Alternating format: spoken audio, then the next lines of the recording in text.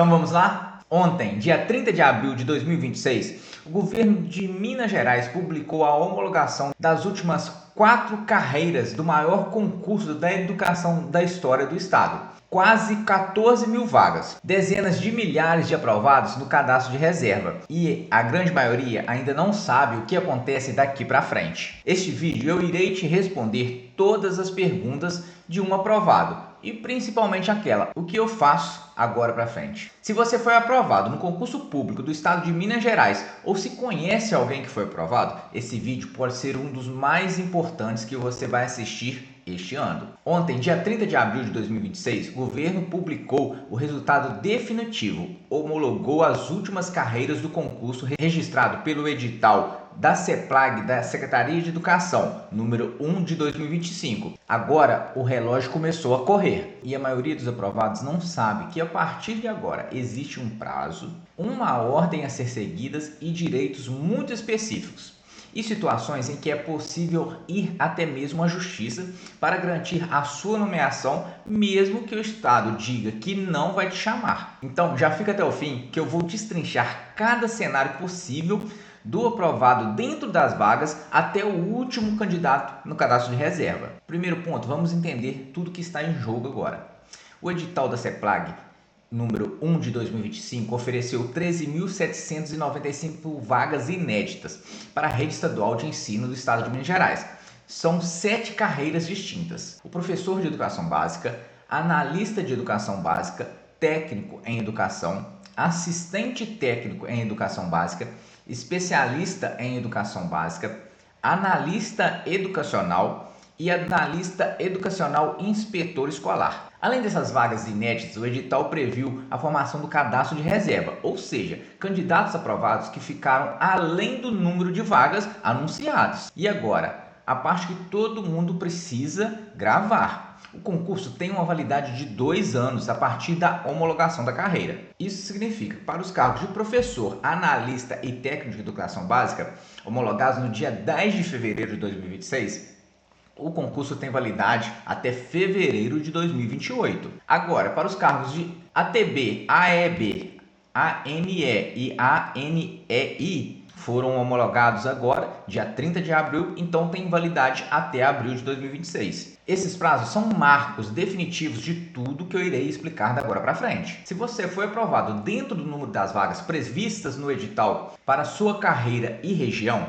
eu tenho uma notícia muito boa. Você tem direito subjetivo à nomeação. A expressão direito subjetivo significa que não é uma esperança, não é uma expectativa, é um direito real. O Estado tem a obrigação de nomear você dentro do prazo de validade do concurso. Essa determinação já está consolidada no tema 161 do STF e na súmula 15 do próprio Supremo. Mas agora vem um ponto de muita confusão. O Estado não precisa nomear todo mundo de uma única vez. Ele pode fazer isso em lotes, conforme a necessidade administrativa.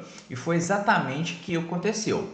Em fevereiro de 2026, o primeiro lote de 4.668 candidatos já foram nomeados. Novos lotes estão previstos ainda para 2026 e para 2027. Para o cargo de professor, por exemplo, são mais de 10 mil vagas distribuídas em múltiplos lotes. Então, o fato de você não ter sido nomeado ainda não significa que você está tendo direitos violados, mas existem limites. O Estado ele não pode simplesmente deixar o prazo do concurso expirar sem nomear quem está dentro das vagas. Se isso acontecer, a conduta é ilegal e você tem direito de ir até a justiça exigir a sua nomeação, inclusive com um pedido de liminar, que pode obrigar a nomeação antes mesmo do fim do prazo do processo. Se você está dentro das vagas e o prazo de validade está terminando, agora, se você está assistindo esse vídeo perto do prazo do fim das nomeações, você já tem que ficar esperto. Não espere, procure um advogado especialista de forma imediata. O momento de agir é agora. Depois que o seu período passar, fica mais difícil de conseguir a sua nomeação. Agora, um dos cenários que mais geram dúvida e que mais abre portas para candidatos que estavam fora das vagas e acabam conseguindo entrar. Quando o Estado chama um candidato para tomar posse e ele recebe o ato de nomeação publicada no Diário Oficial, esse candidato tem um prazo para se apresentar e tomar posse. Se ele não comparecer ou se expressamente renunciar, aquela vaga fica disponível. Eu destaco isso porque eu passei pela mesma situação lá no concurso de 2012. Fui aprovado em segundo lugar no cargo de ATB. A pessoa aprovada na minha frente acabou renunciando em certo tempo e o Estado quis tentar não me nomear. Isso é uma outra história, depois a gente conta mais a fundo. Voltamos aqui para o vídeo. O candidato que estava fora das vagas, mas que, em virtude de desistência de alguém à sua frente, passa a estar dentro do limite de vagas. Esse candidato passa a ter o direito subjetivo à nomeação, o que a gente já explicou anteriormente. Parece simples, né? Mas o problema é que muita gente não fica de olho. A desistência é publicada no Diário Oficial. O Estado está obrigado a chamar o próximo da lista. Mas se o Estado não fizer isso e o prazo passar, você precisa saber que o prazo para questionar a preterição é de 5 anos, contados da data que outra pessoa foi nomeada no lugar de quem deveria ter sido chamado, no caso, você. Uma dica muito interessante é que você crie alertas lá no Diário Oficial de Minas Gerais para ficar monitorando o seu nome.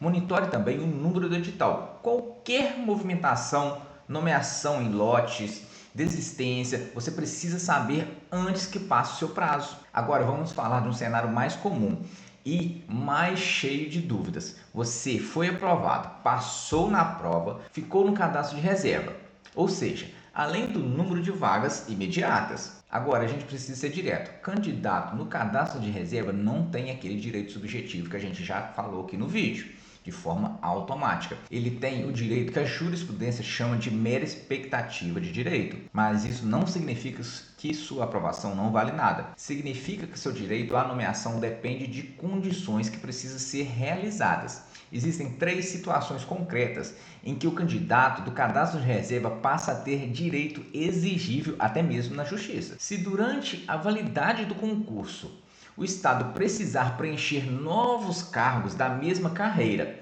seja por aposentadoria de servidor por efetivo, criação de novas turmas, expansão da rede, essas vagas devem ser preenchidas pelos candidatos aprovados no concurso vigente. Isso é uma obrigação constitucional. O Estado não pode criar vagas e contratar de outra forma enquanto houver um concurso válido. Agora, um caso que aconteceu aqui em Minas Gerais. O Estado abre um novo concurso enquanto o prazo do outro ainda não extinguiu. É uma das situações mais importantes e que é menos conhecida. Se o Estado, antes do prazo de validade de 2 anos terminar, abrir um novo concurso para a mesma carreira, ele está reconhecendo implicitamente que existe necessidade de pessoal. E se existe necessidade de pessoal, os candidatos aprovados no concurso anterior, que estão no cadastro de reserva, têm direito a serem chamados. Salvo engano, no concurso de 2017, ele foi prorrogado até 1 ano dentro do concurso de 2021. E teve muita gente conseguindo seus cargos em decorrência disso. A partir do momento que havia cargo publicado no edital de 2021, ficou reconhecido que os cargos eram vagos. Então, quem teria direitos foram os aprovados ainda lá no concurso de 2017. Não vou confirmar as datas desses concursos, mas houve diversas situações desse tipo nos últimos 2 concursos ali do Estado. E nesse tipo de caso, o STF é claro no ponto de abrir novo concurso durante a vigência do anterior, com preterição arbitrária e imotivada dos candidatos aprovados, configura ilegalidade. Vamos por um caso também concreto do Estado de Minas Gerais, as contratações temporárias para o mesmo cargo. Aqui existe uma nuance importante que você precisa entender. O STJ, em 2025, ele consolidou o entendimento de que a simples contratação temporária não por si só é uma preterição. Ou seja, apenas o fato do Estado contratar um professor temporário enquanto você está no cadastro de reserva não garante automaticamente a sua nomeação. Mas o que você precisa prestar atenção é um detalhe que faz toda a diferença na prática.